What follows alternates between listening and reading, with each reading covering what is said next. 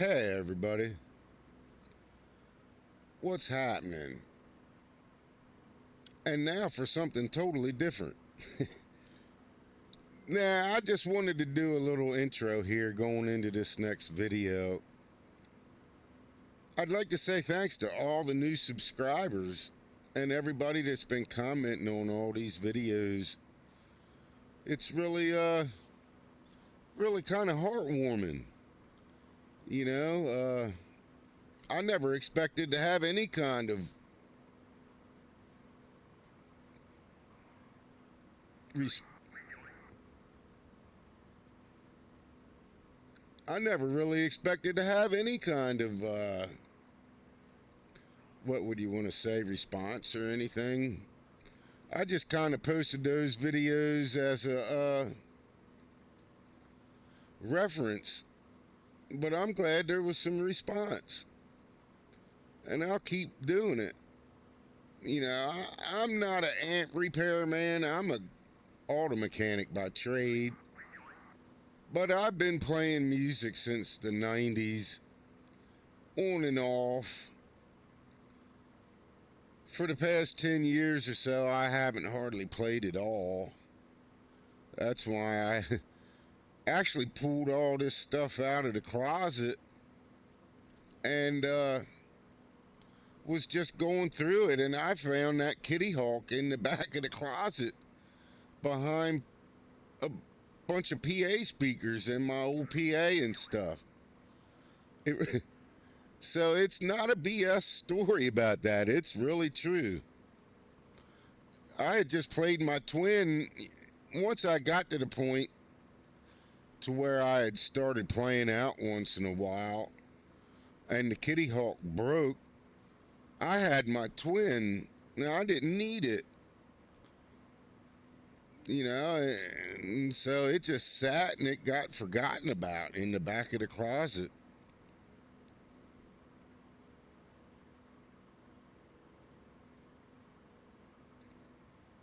So that's what this is all about.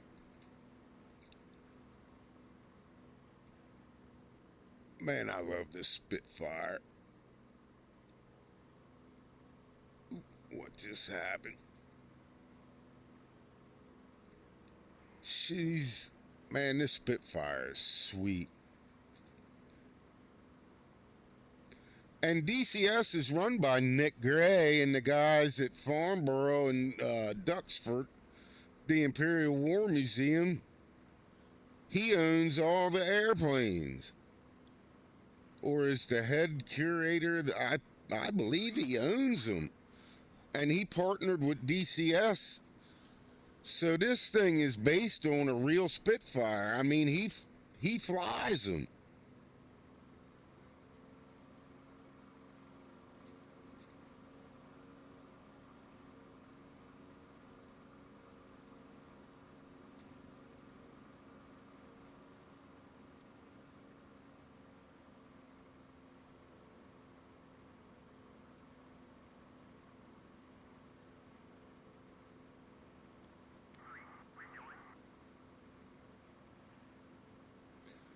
Yeah, my wingman's wondering what the hell I'm doing.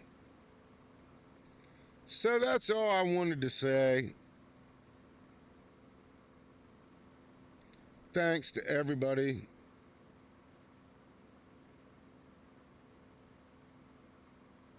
I do a little bit of amp work around, I've got a couple projects going that are my own right now, and plus people bring me amps occasionally to work on, but I'm by no means an amp tech.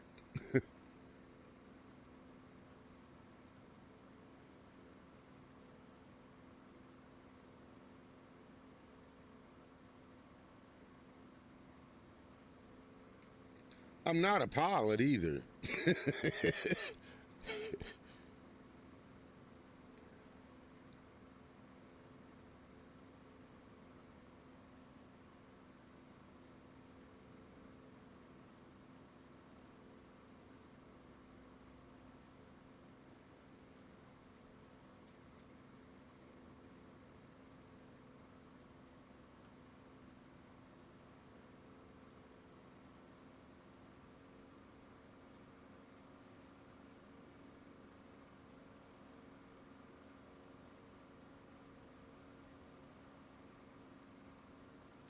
I'm just flying this airplane around. I forgot I'm making a video.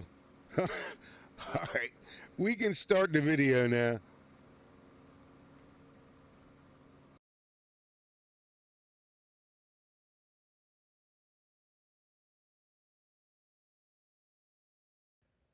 So, to make a long story short, the way this works is when you push, that's the green button, you're turning on this photo coupler. You're sending, I should let me back up, rewind. This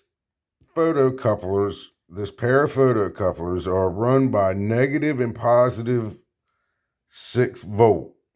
It's basically the heater current. And depending on which or both of these buttons is on, turns it on or off. But there has to be, these diodes have to be in here. The ground goes to one side of the diodes, and then the signal wire goes to the switch. If that makes, I'll explain it all. It's really kind of funky. That's how they get that extra channel with both of them on. Because it doesn't matter which one of these or both that you turn on, that relay switches. And the relay is what carries the signal from the preamp to the secondary, depending on which side of the lead circuit that when it goes to the phase inverter. You'll just have to see. It kind of makes a loop when it's in normal channel, which is all the lights off. It kind of makes a loop and then goes over to the phase inverter. So it's really kind of ingenious the way they did it with no more moving parts. I mean, when you look at it,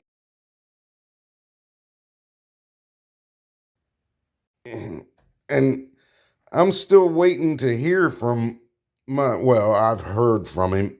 He had to order a pick guard for my Telecaster, and it usually takes a couple weeks, for him to do the work anyway. So, and that piece of junk thing I got with the Floyd Rose set up, I ain't going through trying to tune that thing up.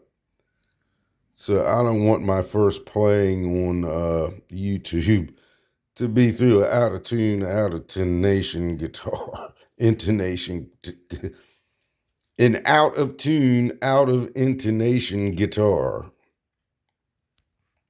Not that I can play anyway, but I'd like it to at least sound as good as it can be.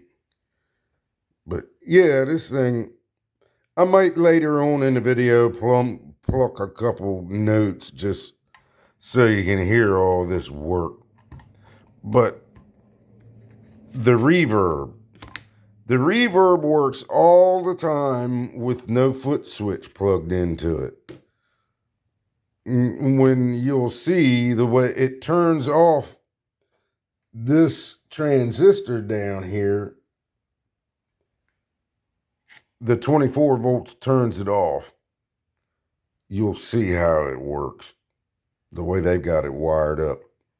So, yeah, it works anytime. And then when you disconnect the reverb, this is kind of like an effect send.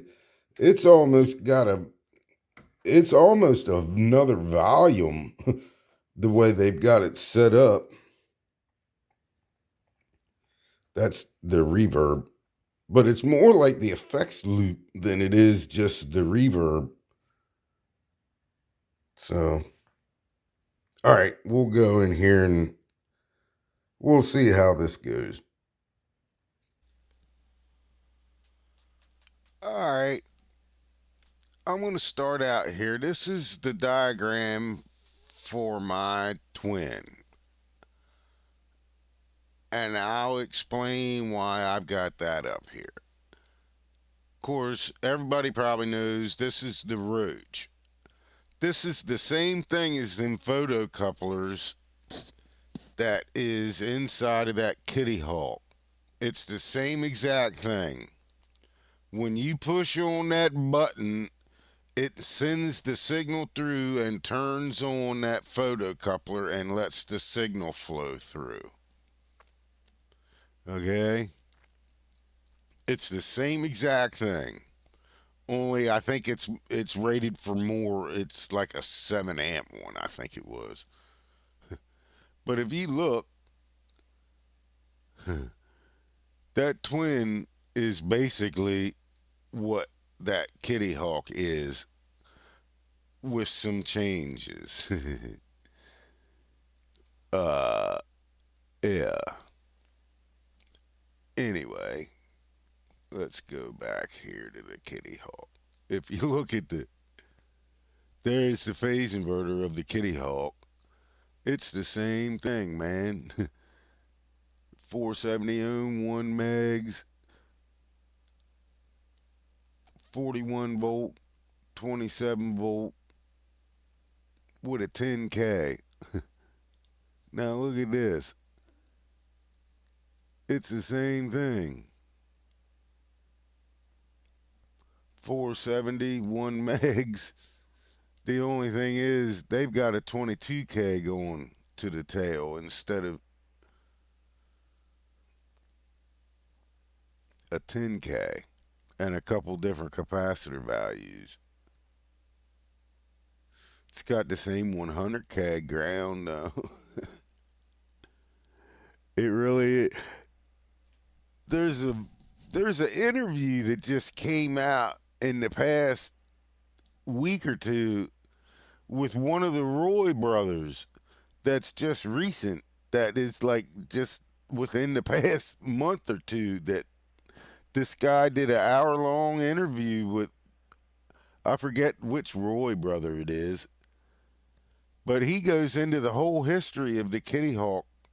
I'll leave a link to it in the description. It's really interesting. Anybody that's into these things and just amps in general, he explains the whole story and what happened. It's it's really interesting. But if you see, these things here are the same exact thing. The diode, when you step on it, this is the signal.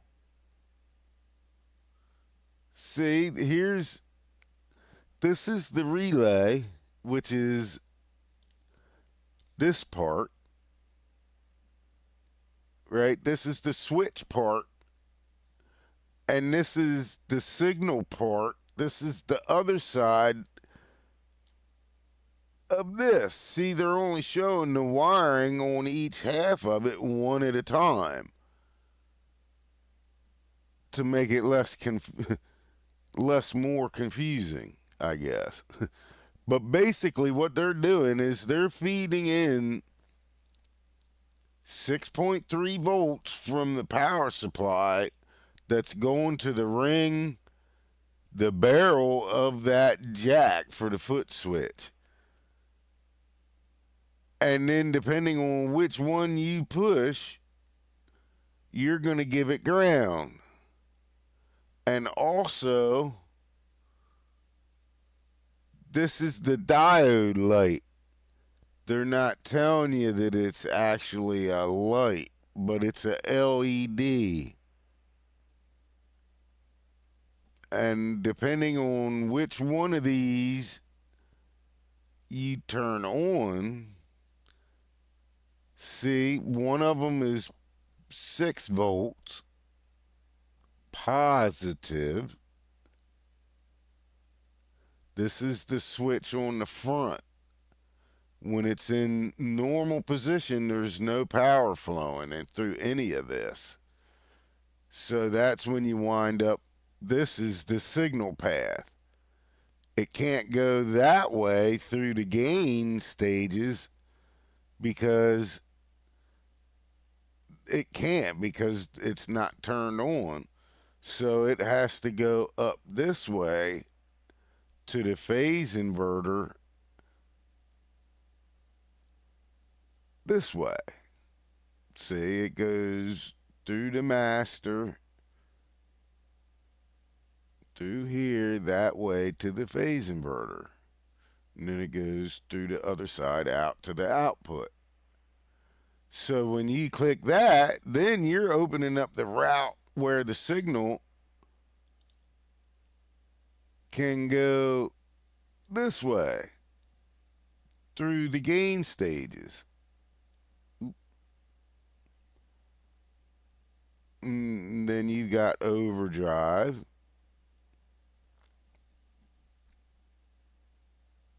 But it can't go through here to the lead master.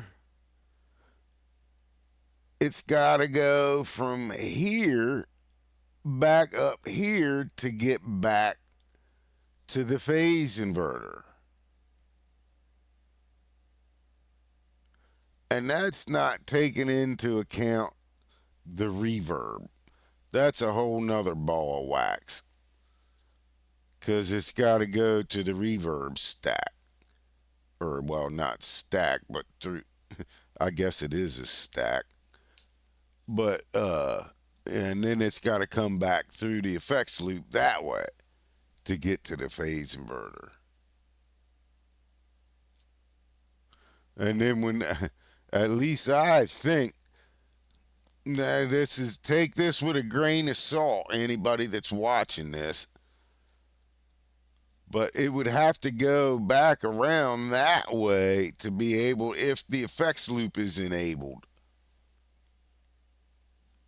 I think. And that would include if the reverb is on. Because see, the reverb out goes through the effects return.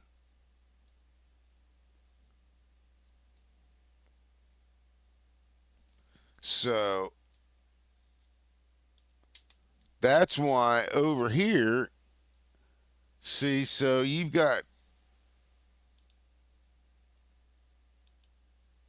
I'm still learning how to do all this. So you've got positive voltage here, and you've got positive voltage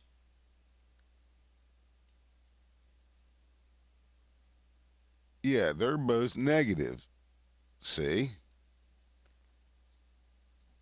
They're both negative voltage.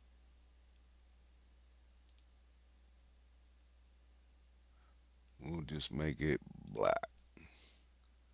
See, that's negative voltage. You're grounding it, and it would go that way back to the negative towards ground. You know, it's going to pull it up to ground. And then the positive is looking for negative 2, which, see, it's going to turn on. This is the red LED, and this is the green LED. And it's got to be a LED or at least some kind of diode. I would think that they've got the impedance of the LED figured in somehow when you do the math. Otherwise, they wouldn't have had it in the switch. For production, they would have just had one without a LED. You know, so see, when you're on the, this would be clean, this side of it, and then the inner one, which is the one nearest to the tip. This is the tip here, because this is the barrel. The plug is going in that way. So this is the barrel.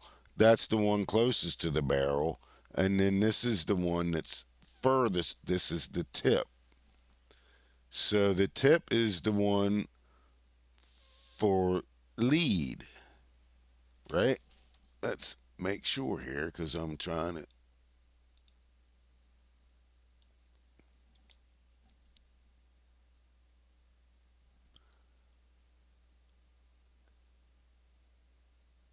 Yeah, it's hard to read. It's an old diagram.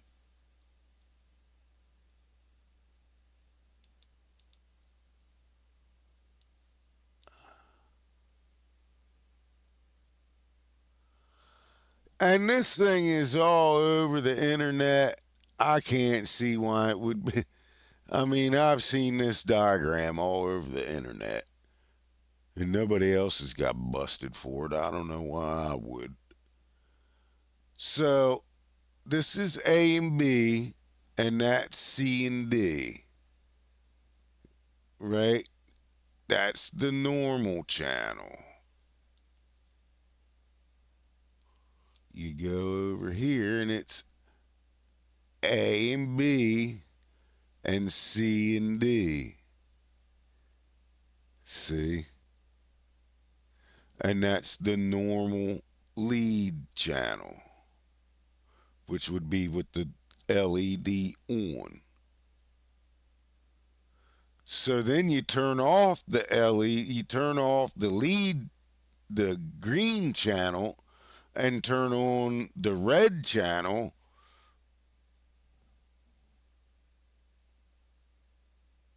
which is what's that, G and H?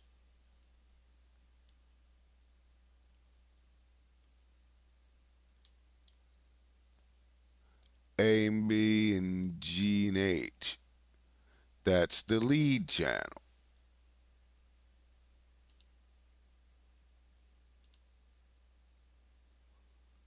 So we'll make that one red.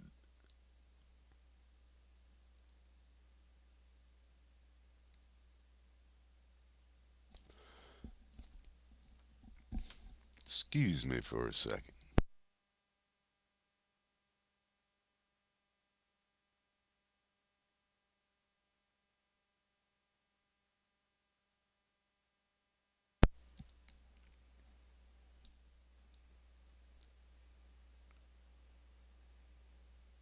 So see, that's how the tip gets its. Then when you push that, you're making the circuit from the positive to the negative.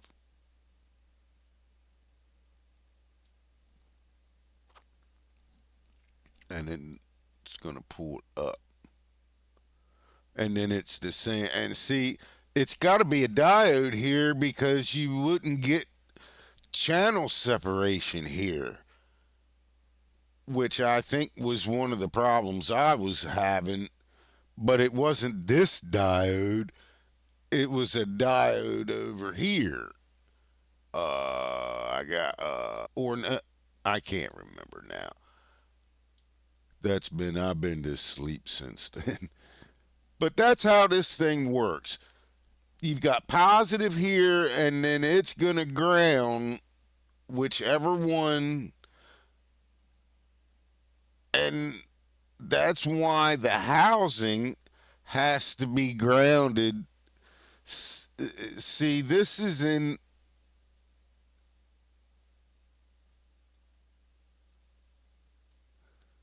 Yeah, right. It must have been. I did change these diodes. It was one of these diodes that was blowed out, and that was letting it feed back, and that's why it only had the normal channel and the kill channel. And I went through and changed all the diodes in the power supply and everything, because and this Zener here, that's the only Zener that was in the whole thing. I looked, there was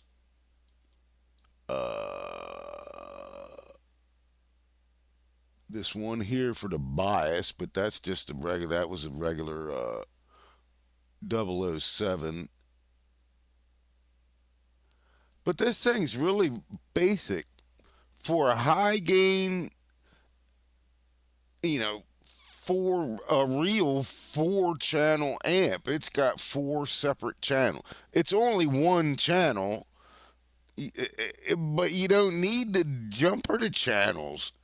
The way they got it set up, they're always jumpered anyway. Anytime that either one of these are on, it's like jumping the 2 channels on my twin, the vibrato channel, and anytime you push one of them buttons, you know, it's the same but different. So that's a quick rundown of that on the wiring side of it. That's how it works. Now you can understand what's happening inside of the foot switch. And we'll go back out here now and I'll pull the switch apart. But yeah, this thing is quite the I'm telling you what, she rock and rolls too. I can't wait to get a decent guitar to really be able to play it.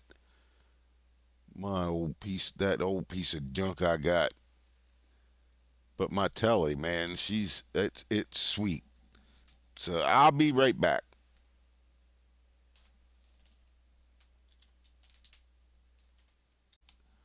I was just sitting here before I got up and I realized I made a mistake because it should have went like that for crunch mode. Or well, not for crunch, but for clean overdrive, because then it couldn't make it that way because this one is off. So it's got to go that way instead of that way. And that's how they differentiate, because it doesn't go through that extra gain stage. Even though when it's in normal, it's got 1, 2, 3 stages. It's just a cascading gain. Each time it turns on one, it adds another stage or two. It depends on which one you turn on. And then when both are on, it uses all of them. And that's basically how it works.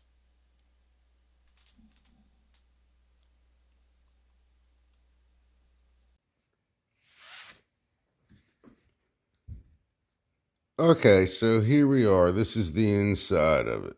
Now, the first time I opened it up, I said, sweet Jesus, there's a circuit board in there. But when you look at it, the light ain't very good in here. But if you look at it, there ain't nothing on it. All it is the 2 LEDs for the switch. It's just a way to mount them. And then I don't know why they did it that way. They went through I guess they're like Mercedes, I guess. That was one thing it seems like they made more complicated than it had to be. But if you see, all it is just a couple little printed circuits. There's no components on it.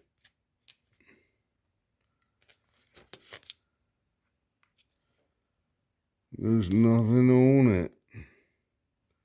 Just the LEDs.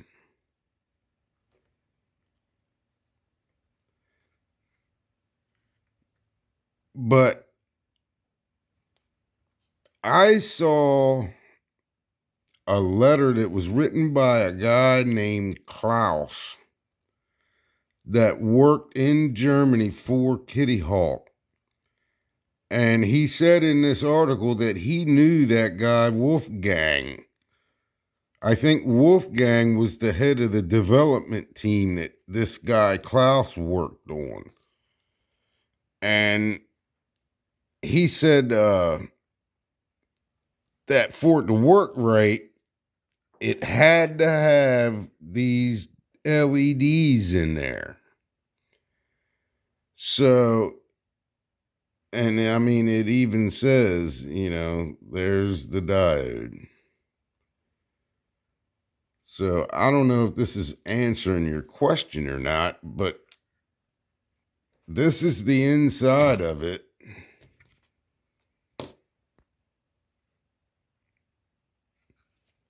As you can see, this is like it would be looking at it with the green towards the cord.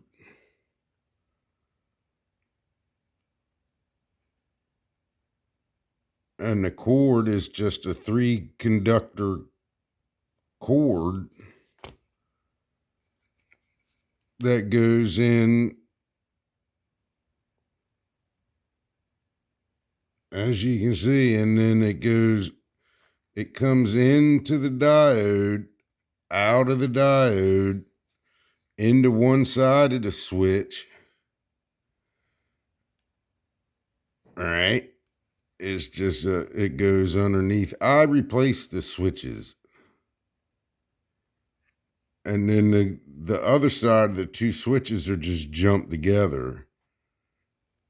And then the other button comes into the other side of the switch. And then that's why there's 3. I would have to get an ohm meter and actually check. I believe this is going to be the barrel.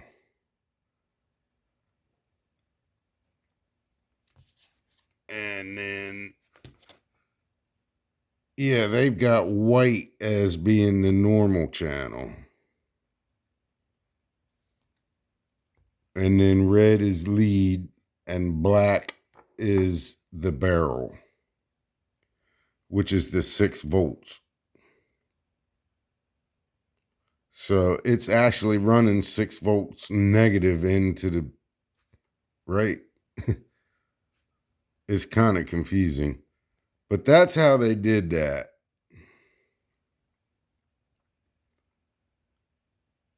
And they're just normal single pole, single throw switches. And I guess you could get by putting a diode in there if for some reason you didn't want lights. But it would have to be, I have a feeling that they've got the diodes in there for filtering so that it doesn't pop when you click switches. Or, yeah, click the switch. So I hope this helps you. If you have any more questions, just make a post. Thanks. And I'd also like to say thanks to all the new subscribers, all 3 or 4 of you guys.